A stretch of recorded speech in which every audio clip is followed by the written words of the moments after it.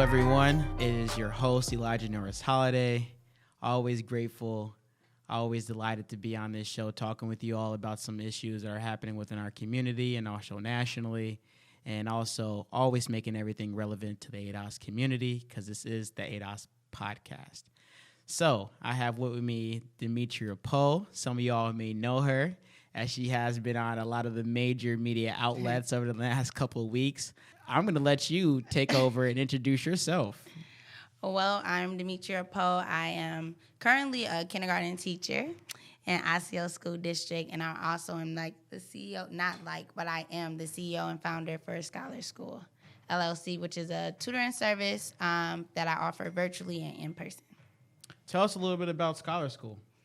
Well, Scholar School started last year. I had some scholars in my class that still needed some help towards the end of the year, so I offered to their families for me to tutor them. I really didn't do it for the money. I really wanted to help them bridge that gap before they got to first grade.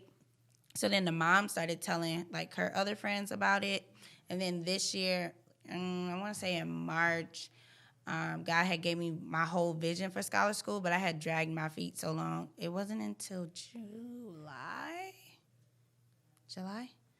that I filed for the LLC. So, and it's been popping. A lot of people have been enrolling their kids. So how many clients do you have so far? 12. So now, wow. Yeah, that's all God though. That's pretty impressive. Thank you.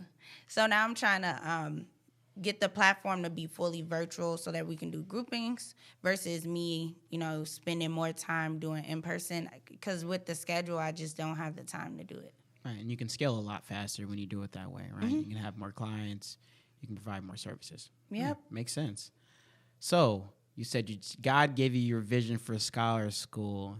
What has been your biggest hurdle or obstacle that you face right now with trying to get your business off the ground? Have you had any obstacles? It seemed like you just hopped right in and just been successful. I don't know if I have any obstacles. I think my biggest obstacle is fear. Just probably waiting for certain things to happen or feeling like it's not the time to do certain stuff. But I've just been pushing forward and just really just trying. And if I fail, I fail. But right now it's been very successful. Wow. That's impressive. So most of your clients are also students of yours, or it just started off that way and now you're getting clients from everywhere? So the clients I have now are not current scholars at Osceola. I can't currently do that. I cannot solicit work for my kids, but I do have a few that were my scholars from kindergarten 2 years ago. But everybody else has been word of mouth, references. That's why you really need a good network of friends that speak of you in rooms and stuff, because I got a girlfriend named Portia, and she's been telling everybody about Scholar School, and then my friend Naomi. So a lot of people have been just hearing it from other people saying it, my friend Devin. So a lot of my clients have just been references. Awesome. What made you want to go into teaching? Oh, I didn't want to do that. I did want to do teaching. I always had a desire to teach kids, and I was the oldest of 16. So I don't know, I just had this natural gift for teaching, but I pushed away from it when I was in high school because I'm nah, teaching isn't glamorous. You don't get paid like that. I wanted the doctor title. Mm-hmm. I wanted the money.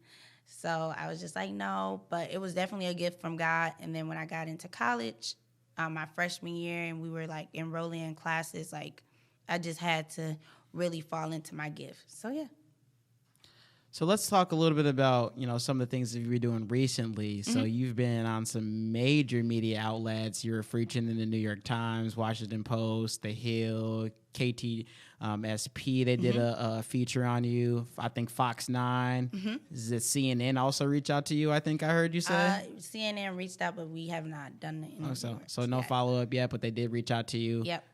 Wow. Impressive. So tell me, how has that experience been? That experience has been a blessing. I don't know. I just didn't expect it to blow up. I talk my stuff on Facebook all the time, and I make my posts, and I get off. and stuff, but I really did not expect that post to go viral. And even when it did go viral on my page, I didn't expect it to go like around the world. Like, I have articles in Nigeria, India, Liberia, I've seen Japan, like all these different countries have my name. Okay, you feel me? Out there. And you just woke up one day. So we'll talk about the experience, but after all that happened, you made your Facebook post and you went to sleep and you woke up the next day and you're like, oh my gosh, this was shared 4,000 times. Not People even. from Japan are in your inbox now. I think with the original post on my page, that had got viral like real quick. I was like, oh dang, people sharing it. I'm like, oh snap. So I went to bed, woke up. I'm like, dang, my share's going up. Like, what's going on? So I'm like, okay, cool, whatever. Then when the news people started reaching out, and after US Today dropped theirs, after that it was like just fire. Fire was just lit. Everybody was calling me. Everybody was inboxing me or finding my email, finding my cell phone number. That was crazy. People finding my cell phone number, my Instagram, my Facebook. It has been very positive, though. Just coming from all over the place, though. Yep, some negative, some people been trying it with this online stuff. Well, we'll save that for when we get into the story. So kind of a overnight climb to fame from an unfortunate event, really, honestly, right? I mean, let's talk a little bit about the event. So, just walk us through what happened. Okay, so check it.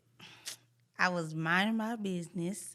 I had got on like a 7 a.m. flight, so I was already tired and I was running late. I wonder why. I was just running late. So I get on the flight, and the flight attendant said that they can't help us because of COVID, so they couldn't help us with our bags and stuff. Like, pretty much put your stuff in the overhead bins by yourself. And this older white lady was like struggling to put her bag up over the overhead, so I just helped her. Her and another passenger helped her as well, who was black as well. And I just sat down, and she sat down like right in the same row with me, and then got up and went, I guess, to the bathroom, because that's the only place you could go in the back of the plane. And when she came back, she had a pin that was like an American flag on one side and a Blue Lives Matter flag joined. She had it on her left-hand side for me to see from where I was sitting. And then she took her American flag mask and flipped it. And it was a Blue Lives Matter mask. And she put it on, and I peeped it all. I'm like, okay, cool. But I was like, I just helped this lady, and she over here got a Blue Lives Matter mask, and I had put it on my Snap. But was that the point where you were like, so what was your reaction when she flipped the mask to the Blue Lives Matter? I was like, that was unnecessary. She could have just kept her American flag mask and kept it pushing. First off, but you still didn't say anything to her at that point. Nah, okay. I didn't say anything to her. Nope, because if she want to flip her mask and have Corona on the other side, that's her business. So she starts to so I'm looking this way, but I can feel her looking at me. So I'm just pretending like I'm on my phone, just waiting for us to take off. And she first starts the conversation off like, oh, I didn't know churches made masks. Because my mask was a black mask that said Evolve Church. And I said, yeah, they make masks. And she was like, oh, where's that church? And I'm like, it's in Milwaukee. And she was like, okay.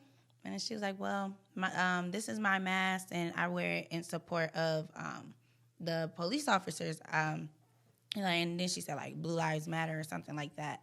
And I was just like, okay. And I just turned to her, and I was like, when you say Blue Lives Matter, that's very offensive, because that whole statement only came out of when black people started saying, like, okay, we do not appreciate, and we're not going to stand for the discrimination of just racial injustice and the police brutality of our men, our children, our women.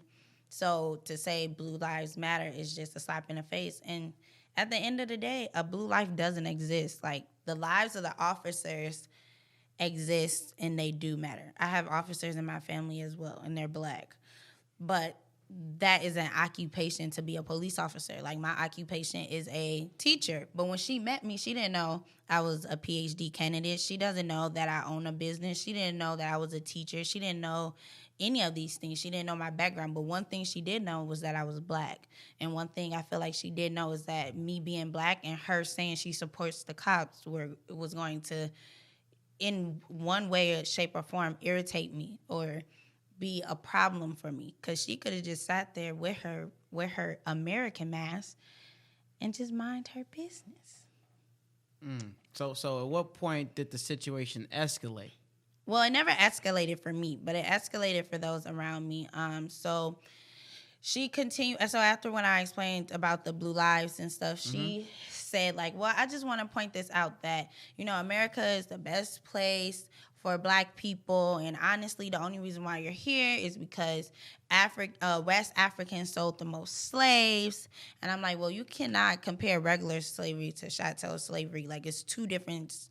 It's a difference, and both are wrong, but it's a complete difference from this is a casualty or this is a consequence of war versus we just gonna monopolize the whole world and do this and bring everybody from one, not even tribe to tribe, but one continent to a whole nother continent. And enslave their entire generations after that. I mean, that's the thing about chattel slavery is that it doesn't end. There's no end to it. If you're in chattel slavery, your children's children will be slaves. Yep. Which is different than the different types of historical slavery that we've seen when you've enslaved or your tribe gets defeated by another tribe and they take in your people, enslave that first generation, and even then they even offer them to integrate into their society, right? And then to marry into that family, and now they're a part of that tribe now. That's different than what we're talking about. Yep. So she just made that statement. She also said that, America's the best place for anybody, especially Black people, because they can pull themselves up by their bootstraps. I had to explain how we don't even have boots, that we got to go buy the boots ourselves. But she made a lot of comments. So I did ask her, I was like, okay, so with this context, because she just kept comparing experiences as if I had the same privileges as her. And I'm like, well, you seem about my grandmother's age. Have you ever had to get food from the back of a building? Have you ever had to pick cotton? Have you ever had a mother or a father or a grandfather born on a plantation or still live in the plantation? Like, have you had these disadvantages because of your skin? No, I haven't, but I just feel that, a lot of people need to understand that racism, and she did make the comment that racism is a facade. I don't know. The lady was ignorant, to say the least. And the people in front and behind me started to curse at her and, like, ask her. And were these other Black people, white? Not to make it about race, but I just want to kind of get a better understanding of the demographics of the people who are watching this. So in front of me was a white woman. Okay. And she definitely went in. She turned around and got out her seat like, are you kidding me? Are you kidding me? Just went in on her. And then the people, like, 2 rows behind me were a Black family. And then across from us was a Black family. And then the row right behind me was a white family. So when that started to, like, get very, like, just hyped up and lit, the flight attendants came over and asked, like, before they saw the discomfort, and the flight attendant, Rachel, had asked discomfort me, for you? Yeah, for me. So Rachel just was like, she just kind of, like, asked me if I was okay from a distance. And Rachel is the flight attendant. I'm just want to make sure everyone's following. Yep, flight attendant of Delta. And I was like, no, I'm okay, because I was having a conversation. And then when it got lit and she started saying all this crazy stuff about slavery and about the Black experience, they were just 2 of them. So Rachel, and I don't remember the other flight attendant's name, but they both came over and it was like, is everything okay? They addressed me and asked me if everything was okay, if I was okay, offered to move her. And I said, no, it was fine. Because at that point, I'm just like, look, I just want to get off this flight. I want to go to my march. I want to go to my march. You're flying to D.C. to participate in the march, right? Yeah, the commitment march. Yeah. So I'm just like, I just want to get to where I need to go. And I was super tired. So I'm like, I don't know. I was at peace enough to know that I knew I was safe, but I also knew like it's always an instance where things can go left for us even when we're not in the wrong. So I'm like, I don't want to make it a bigger deal at all. I just want to get off this flight. So And isn't that unfortunate, not to cut you off, but isn't that unfortunate about being black in America? It's like you kind of have to get used to being abused. Yep. You know, it's like you can't speak out and say anything about it because you're afraid that people are going to feel like it's your fault or you did something to incite the abuse. Yep. Right? Like, or I did something to just hype it up more. And then just being a black woman, that stereotype that I'm angry or I over exaggerate, it's just like draining. Even when she purposely started this conversation and tried to drag it on. Now, when the white lady cussed her out, the old lady, the lady in front cussed my passenger out or whatever she was, cussed her out. She took out her Sudoku and shut her mouth for the rest of the flight, and she didn't say anything else. And when she needed to get help with her bags, ain't none of us help her. She had to figure it out herself. Like, that was that. But once she got off the flight, the flight attendants pulled me aside, and they also just asked me, like, what happened? And was I okay? I explained to them what she said, what they were doing. They was like, we want you to know that us as, like, people do not go for this, like, discrimination and stuff. Right. And neither does Delta, and we're going to actually handle this. So I'm like, okay, thank you. So they walked me to baggage claim as we were talking and stuff, and they were just like, no, that's not cool. Like, Rachel pulled out her phone. She was like, what seat were you in? Because that wasn't originally my seat. Like, where I had sat, I always like to sit by the window. Where I sat was her seat or something like that. Like, I was supposed to be in the middle, but because Delta's doing that whole, like, flip, social distance thing. Yeah. And So I had ended up having a new seat. So they was just like, okay, we got your seat. We got hers. Like, she's not going to fly no more. And I just went about my day. I'm like, okay, that was crazy. I just took it as that was crazy. How long was the flight? I want to say from Minneapolis to D.C., I think it's like 4 hours. So 4 hours of being in just pure discomfort. Yep. And I just was like, wow. I just want my juice and these stale cookies. No, they're not stale, but those little graham crackers, and I just wanted to get off my flight. So when they said that, I'm like, okay, whatever. They said that I handle it. I didn't go back to Delta. I didn't check in with anybody. I really kind of forgot about it until I was getting on my, well, I didn't forget about it, but I let it go. So when we got on our flight to go back from D.C. to Minneapolis, my ticket had showed that I had got upgraded to business class, but I just thought that was God, and it still is God. But I was like, "Oh snap! They made a mistake, and I'm not gonna tell nobody," because I had bought my granny's flight and my aunt's flight. So I'm like, You're already at like 1,500s, and you flew them first class, right, or business class? Business class, both ways. Yeah. So you're like, oh, I'm gonna take this blessing. I'm like, I would just take this one because I had basic for that conversation I had. So I'm like, oh, so I get some luxury? Okay, cool. I ain't gonna say nothing. And I'm just sitting in the row by myself by the window. And the flight attendant comes up and she said, hi, are you Miss Poe? And I'm like, yeah. I would have said it depends. And yeah, I was thinking that. I was like, yeah. And she had this big old red bag. And I'm like, what is this? So, my grandma taught me good manners. I read the card, and it was like, Delta said, like, they apologized for the experience that I had on the flight on the way to D.C. from Minneapolis, and that they handled it and all that stuff. And I had got my Delta Black Lives Matter pin that only Delta staff has. So, no, you cannot buy it. Does not matter if you got Jay-Z money. You can't buy it. But I got it. And I got a Delta journal, Delta pen, a Delta business card holder, which I really need. It was just really thoughtful. I'm like, dang, like, y'all, that's really nice. Like, that's lit. And then they also let me know, like, she's off of their approved flying list. And I'm like, dang, like, that was very major for a major company to make that statement, because honestly, a lot of these Well, major Delta companies, is like the major airline. Like when you I think don't of fly nothing else. yeah, but Delta exactly. I mean, a lot of people just fly Delta. I mean, the Like, other ones are significant, but I mean, Delta. I don't huge. fly. Before this, I did not fly nothing else but Delta. I didn't care how much I had to pay. Like, I'm so for the convenience, safety, and comfort. Mm-hmm. So after, this incident, I'm like, okay, now y'all really gonna have my money now, because now I know that me and my people can fly safely. Like, and if it is a situation, you're going to, give a consequence to the person who is at fault. So I really like that. And then, Delta commented on my page. And this is on the Facebook post On my that went Facebook viral. post. They commented on my Facebook post. They was like, they said, when we say you matter, we mean. When we say Black Lives Matter, we mean that, and you matter to us, Demetria. So I was like, how sweet. That's what I said. And Delta can still make me a brand ambassador, or I have a good idea, a very great idea that's gonna make them money and make me some money, or at least give me some exposure if they put me on. But they gotta call me first, or set up a meeting so I can present.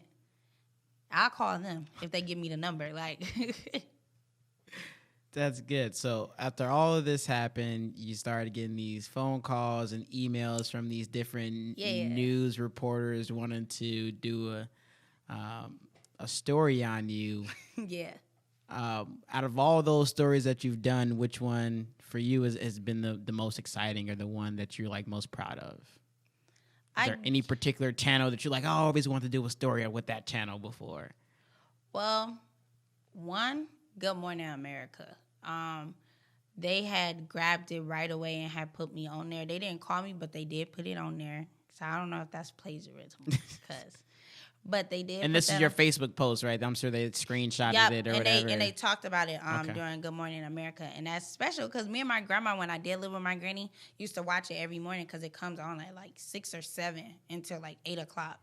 So that was really nice. But also like KSTP, because I used to live right next to the studio when I was in undergrad, and I used to always tell my friend, like, oh, dang, one of these days, I'm going to be all over the news, and it's going to be for some great stuff. And even though this was, like, a negative situation, God turned it for my good.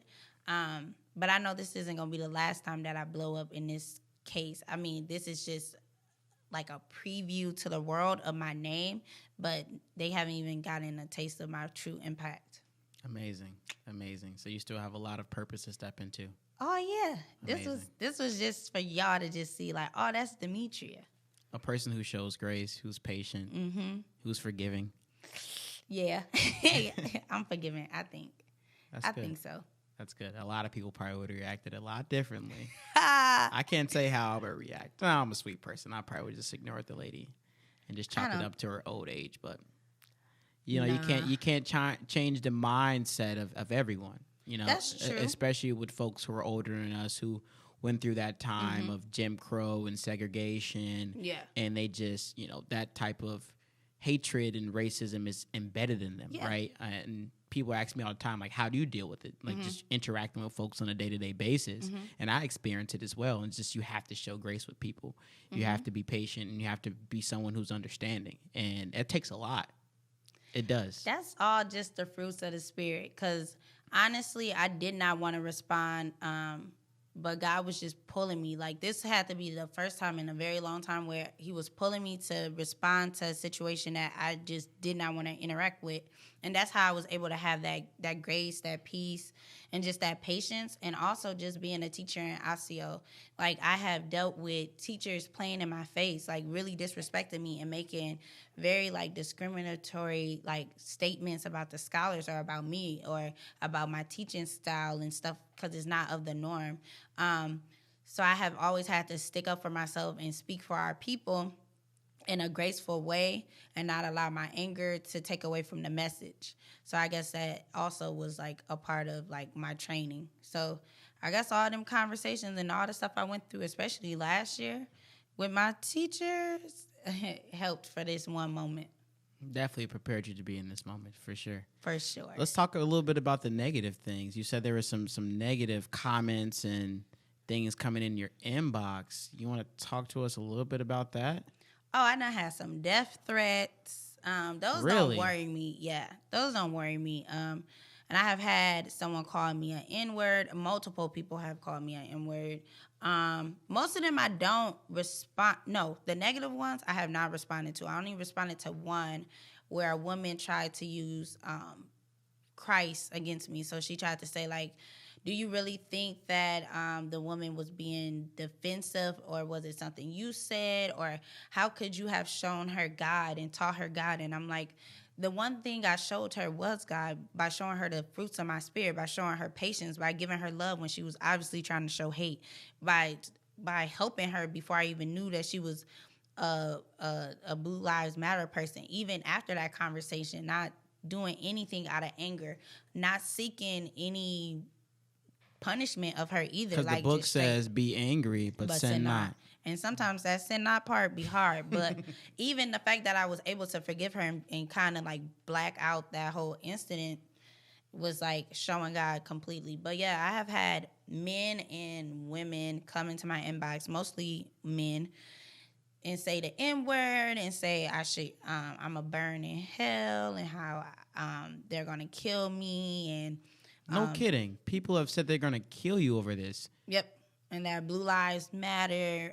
I had somebody say I don't deserve to teach their white kids. I need to be teaching only the monkeys, and I need to go back to Africa. It's been a lot of like just random, just people going out of their way to make comments. And also, these people cannot spell. So my kindergartners spell better than they do. So they can sit in my class and actually learn some sight words and some grammar and some phonics if they need it. I will still charge them. I might charge them more because they call me the N-word, but you'll still teach them. But I will still teach them. I think everybody deserves a fair education, equitable education. Wow. So when you're receiving these death threats and you're reading these things, do they ever make you scared or afraid for your life? I mean, you are out in the community. I do see you at protests, and yeah. I know you show up and you occupy space for the right reasons, and you're a very engaged teacher, and you're always out. Do you ever fear for your life at all? No, because the Bible says that weapons may form, but they can't prosper. And I mean, if anybody was to kill me, that would just be the devil. I'm not really fearful because, honestly, a lot of these people, even that woman in that moment, didn't know who I was and whose I was. Like, I'm a child of God. So when you do something to me, it's not me who's going to touch you. I can't touch your soul. But when God comes after you because you have touched me, it's a whole different thing. So I just pray for those people because, honestly, you don't even know that when you try to stump me down or try to bury me with all these negative things, it doesn't faze me because I'm a seed, and seeds grow regardless of where they are. So they just gonna have to keep seeing me grow everywhere. Then that's just on them. And so this is not gonna stop you. That the hate comments. No, that just shows me I'm on the right path. Like if I'm at the point that I'm getting death threats, I'm like, oh, I done made it. I done made some impact. Like, the girl from Milwaukee who everybody counted out done made so much of an impact that people all around the world is saying they gonna kill her. Like, one person put it in Spanish and I had to translate it. And I'm like, no whoa. Way. I'm like, whoa. Are you serious? Yeah, I had to translate it in Google.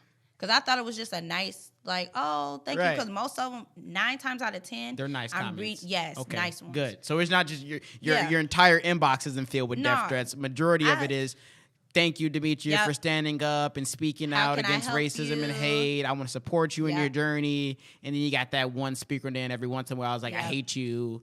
It's like 12. So far I have had 12 like negative inboxes and like probably 4 death threats. Wow.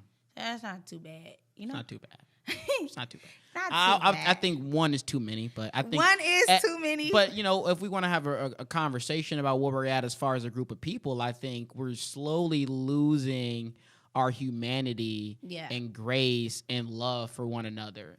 And I know you read the Bible. I'm stepping into reading the Bible a lot more too. And the book of Revelations actually talks about this, that people are going to be selfish. They're going to be self-centered. They're going to be out for themselves. Exactly. They're going to commit heinous crimes. And they're not going to think that there's anything wrong with it. And all of that is unfolding and playing out in front of us. And it's unfortunate that we're reaching that point in society right now where we just can't love one another.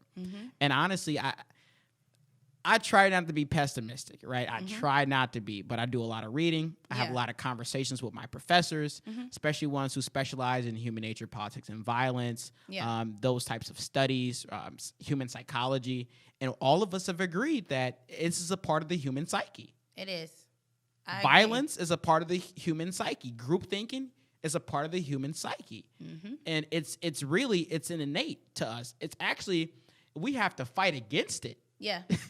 The Bible says that your flesh and spirit are always going to be in conflict. It's whatever one you feed that has more power.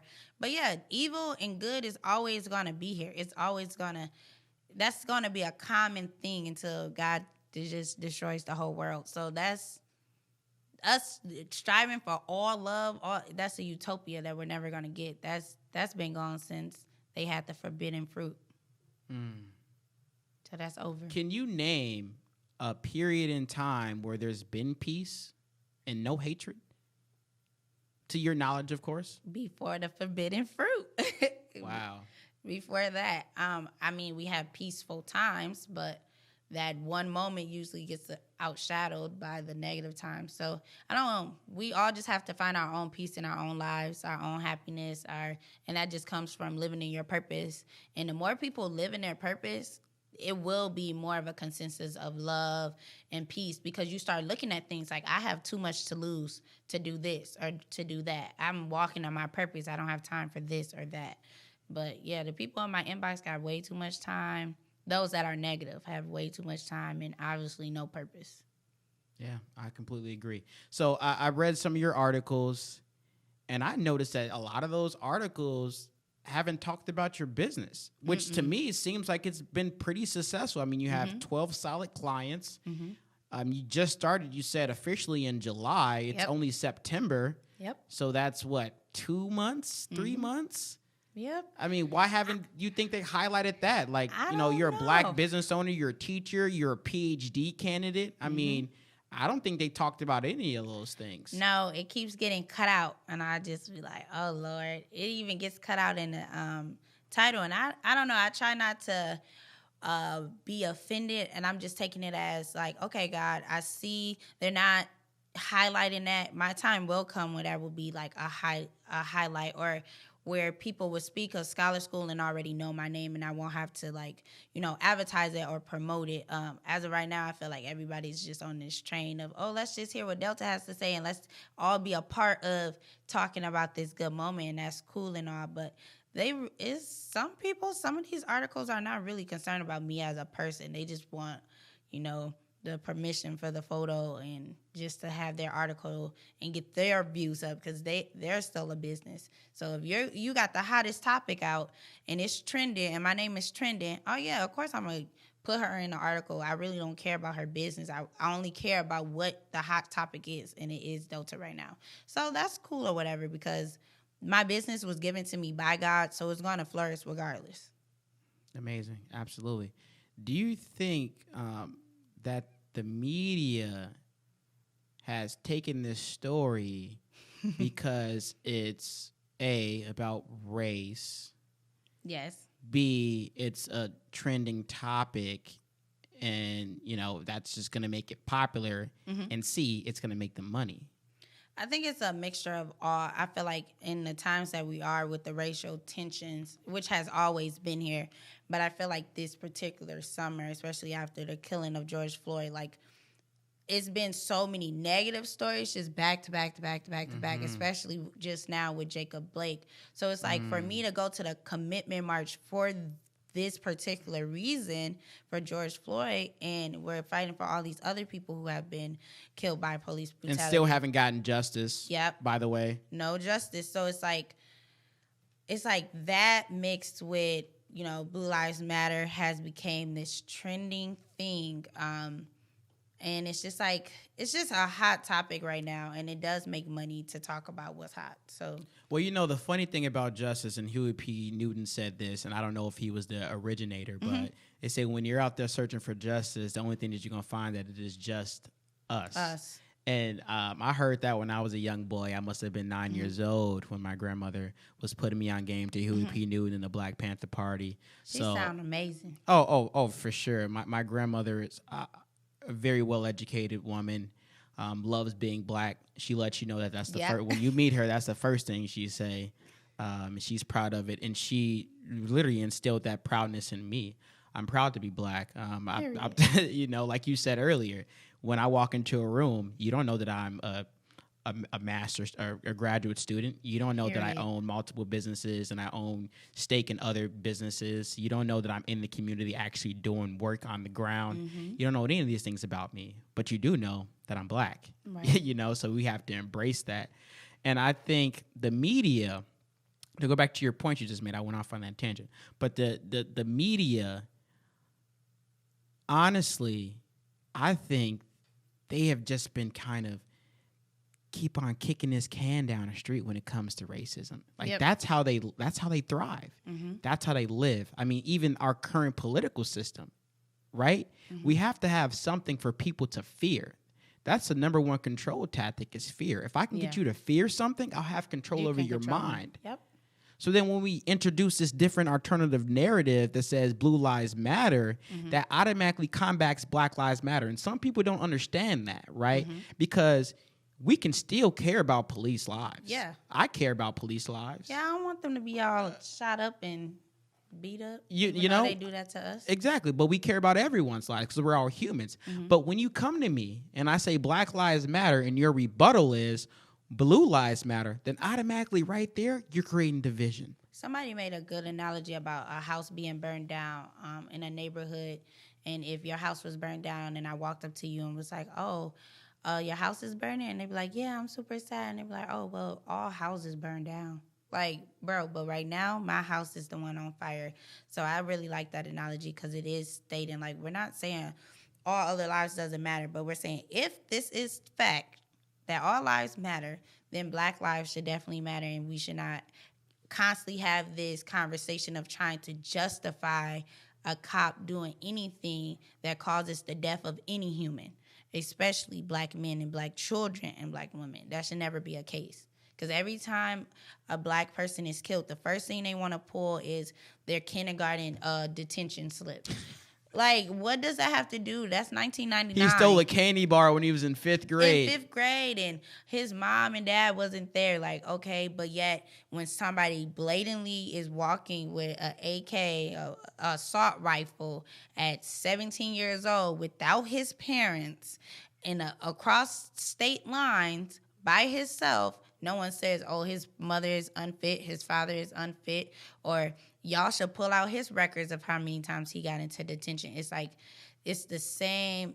It's just devastating to watch our country constantly do this. But when they don't believe in our humanity, then it's never going to be a sense of understanding why Black Lives Matter. And especially if Blackness is always going to be us and who we are, we're always going to be armed because our Blackness is our weapon to them. So we're always a threat. We're always armed. Now, do you think it's the country? And when you say country, I'm assuming you mean the people in the country. Do you think it's them that's continuously, I guess, adding fuel to the fire of racism? Or do you think it's the media?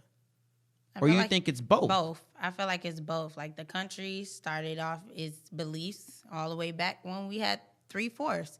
The media just takes... I mean, you got to go back further than that. I mean, you got to go back to 1619 when the White Lion arrived in Virginia. I mean, that was the first group of slaves in this country was in 1619.